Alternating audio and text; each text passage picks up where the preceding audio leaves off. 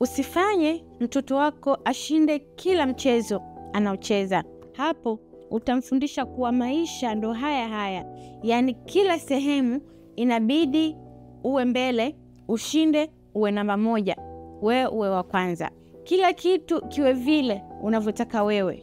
Na hii ndio itasababisha mtoto wako kuvunjika moyo haraka sana pale ambapo anapofika katika jamii halisi akashindwa, au akaambiwa na mtu hapana, au akakataliwa au kufeli kitu. Mtoto wako atashindwa haraka sana na kuvunjika moyo. Acha mtoto wako alie, akasirike na ashindwe baadhi ya wakati, lakini hapo ndio muda ambao wakuwa naye karibu na kumfundisha.